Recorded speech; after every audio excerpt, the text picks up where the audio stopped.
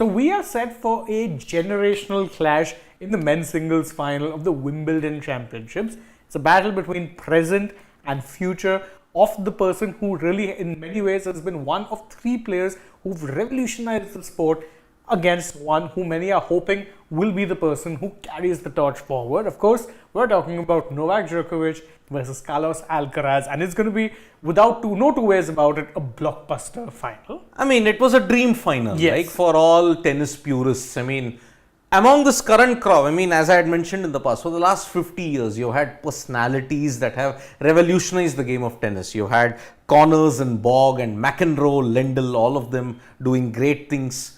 Then you had Sampras and Agassi in the 90s. But then this era, three bona fide greats. Yeah.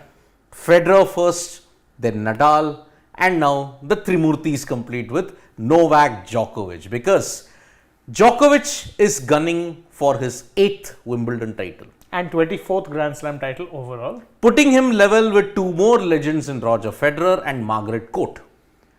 However, many people are betting on the fact that this particular individual, Carlos Alcaraz from Spain, can probably bring about the end of the big three debate. Because when he first defeated Djokovic on clay, we all thought that, wow, now this is an individual that we are really excited about. You have Daniil Medvedev, you have had Stefanos Tsitsipas, you've had, even if you may say, Dominic Thiem, you've had all the other, like Joe Wilfried Tsonga. They haven't set the stage on fire, but there is something interesting about this guy. And that's why we are excited. Maybe, perhaps, the unthinkable might happen. I'll still say unthinkable, because odds of Alcaraz beating Djokovic on grass is very difficult. But I'd said the same thing about Medvedev, but he got totally annihilated by Alcaraz. And that semi-final, one side, we thought Sinner versus Djokovic was one-sided. No, Medvedev 6-3, 6-3, 6-3. Exactly. A perfect scoreline. Exactly. The way Alcaraz went about with his business, my goodness. And I know he's facing a Medvedev who, truth be told, has gone through crises of confidence himself since winning US Open in 2021. Yep. Remember, 2022, he seemed primed to get a second Grand Slam to start the year. Australian Open, he ran into the, force of nature that was Rafael Nadal. Ended up losing that despite being two sets up. Imagine that. 2 sets up. He was just nowhere in the fray thereafter. He ended up losing that final. And Nadal just did Nadal things. Since then, Medvedev really hasn't been the same player. But, Alcaraz, I think he's someone who has shown in his brief time at the top that when it comes down to battles of attrition, he absolutely can hang with the best of them. I think that's one thing which separates him from the likes of, say, Sinner, or as we say, a Medvedev. Medvedev, you'd remember, beat Djokovic. He had his foot on his neck and then just didn't let up. Yep. Straight sets in the US Open final. 6-4, 6-4. Exactly. But with Alcaraz, where he tends to have something that the others don't, is that he's someone who can play the long games as well. Yeah. When he won even the US Open, he had a couple of 5-setters which he had to get through. He got through it very well. And he's also someone who's shown he's had that audacious ability, let's say, of, winning what may seem like lost points. Yes. But again, it's a double-edged sword with Alcaraz. I'll tell you why. Because you remember, as you rightly point out, couple of 5-setters he went through and won the US Open on hard courts. But clay, favorite surface, like for all Spaniards, clay is the ultimate go-to surface. The worrying thing for Alcaraz will be, he's the youngster, right? But on fitness levels, he was absolutely overpowered by Djokovic, who played like a 25-year-old. I think with Alcaraz, the problem is in recent times, and ever since he's won the US Open, he's had two major injury setbacks. The first was right after US Open. You remember, he was the world number one, couldn't travel to the ATP finals because of a bad injury. Then got ruled out of the Australian Open as well, where many had tagged him as a favorite. Yes. So there, I think already he's a pretty young guy, but two major injury setbacks is worrisome. In fact, it is reminiscent in many ways of what happened even with Nadal, but Nadal actually had a longer time at the top before the injury worries set in. So that's my big worry with Alcaraz, is that, you're right, in recent times probably he hasn't been tested as much or hasn't been able to have the lungs to have that long game. But if it had to be anyone from this young generation who I'd say could keep up with Djokovic on his good days, Alcaraz's good days, it would have to be him. It would have to be him, because that French Open semi-final, you saw it. Alcaraz had totally cramped up. Yeah, he was undercooked. He was Clearly. undercooked. And Djokovic, this is a 36-year-old Novak Djokovic, I'm saying. At the same time, when Federer was 36, you could see that there were injury issues for him. Yeah, because he'd had to, remember, multiple knee injuries. surgeries, yeah. So that really curtailed whatever. Same with Nadal, a wrist injury, and then that knee tendonitis really flared up. Yeah.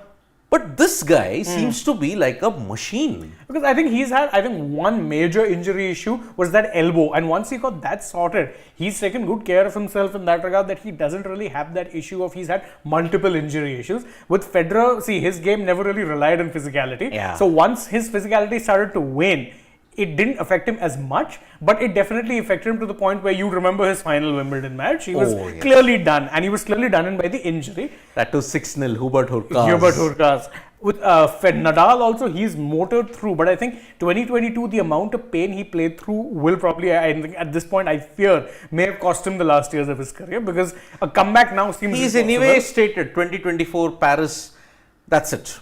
After that, even 3, which became 2, will then become only 1. Yeah. And Djokovic would have established such a parameter of excellence that I think some records might not be broken. And Djokovic's slam tally, which I fear could be about 26 or 27. Yeah.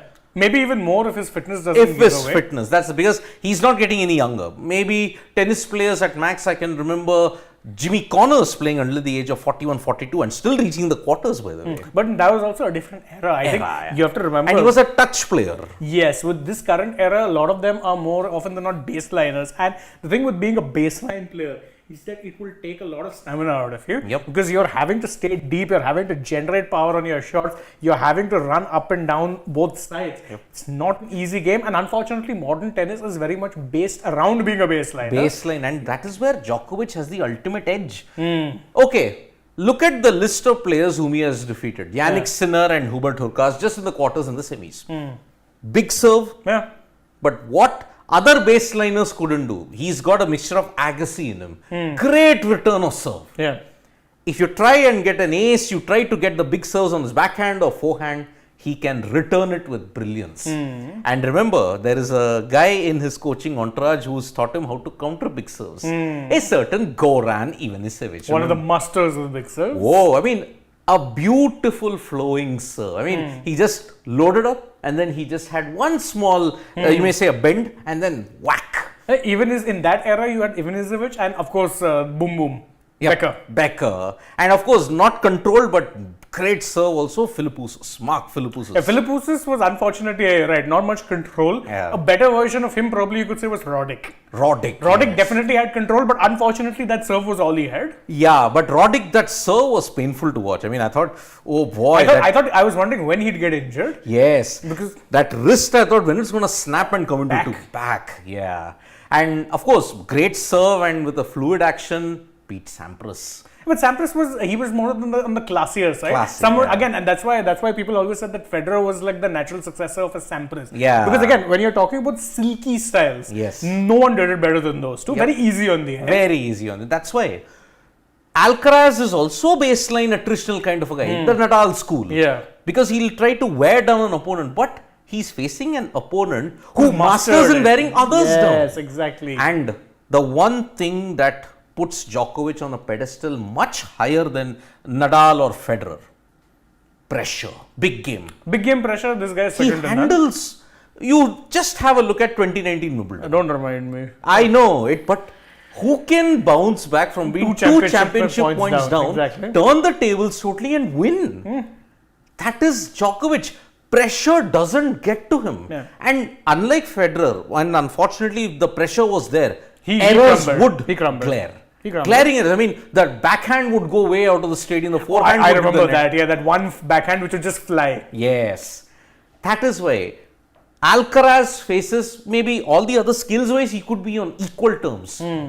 But on the pressure front. And the pressure front, unfortunately for him, he won't have developed it. With Djokovic, it's they always say that steel sharpens steel, or that, the best diamonds are formed under pressure. He had to contend with two generational talents and then establishing himself as being above those generational talents. So that is really pressure. For Alcaraz now, this is easily the biggest final he's had. Biggest final. And remember, Djokovic has got nothing to prove. All surfaces He's beaten the best of the business. He's the only one who's gotten 3 Grand Slam wins across all of Across. And a better record against both Federer and Nadal. Although the fans will say, okay, that was their peak was diminishing, but still they had the established gold standard. Exactly. So, Federer on grass, Alcaraz is coming close. Djokovic, I can't pinpoint him on any particular surface. See, he's won 10 Australian Opens. Yeah. He's won, he may win an 8th Wimbledon. He's won 3 in clay courts. Surprisingly, only 3 in the US Open. I mean, US Open, sometimes he shot himself in the foot as well. Yeah, that disqualification. 2020. And of course, Fag, and he had already tried the Golden Slam at that time. Yeah. But that didn't happen in 2020. Didn't happen in 2020. But now it's 1-1 when it comes to the head-to-head. Remember, Alcaraz defeated Djokovic in their first ever meeting. US Open. No, not US. It was in, It was in the ATP. Masters. Yeah. But Djokovic, when it comes to a Grand Slam, semi-finals of the French Open, just a month back. Yeah, just he 2 months dominated back. him. He dominated. And now, heading into this match, my favorite, I think it will be 95% people's favorite. Djokovic. It has to be Djokovic. Yeah, I think for Alcaraz, I think for him, how he handles this, it'll also be if he can get that early momentum. Yeah. Because we know for a fact that Djokovic is really good when it comes to extending games. So Yes. I say the longer the match goes, the more the favorite Djokovic is. Yep. If I'm Alcaraz, I'm looking to wrap it up in 4 sets, or dare I say 3 sets. Do not take it to a tiebreaker. No. Because Djokovic is the absolute master when it comes to the tiebreaker. And with Djokovic, another thing you have to look at his pressure handling. It comes very well in the later stages. Yes. So the longer the matches go. That's why I'm saying if I'm Alcaraz, I have to turn the heat up early. That's my only shot. Otherwise, it's slam number 24 for this man. But I have been asking ever since day one, how do you stop Novak Djokovic?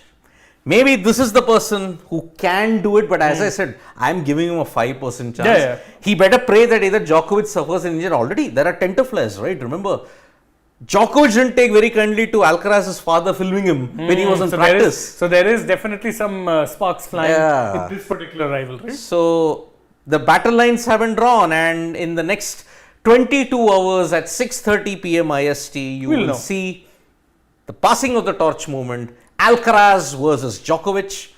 My gut instinct says Djokovic is odds-on favorite to get the 24th 100%. And the 8th, which will be very, very disappointing for Federer fans because 8 Wimbledon titles level with the Swiss Maestro. Exactly. Alcaraz, if he does it, great story incoming in the world of tennis. Yeah, absolutely. So from me and Shane, it's bye-bye here. We'll be bringing you all that action because Sunday, whatever it is, it's Super Sunday tomorrow. This clash is your headline for the day. Exactly. So from me and Shane here, it's bye-bye. See you soon.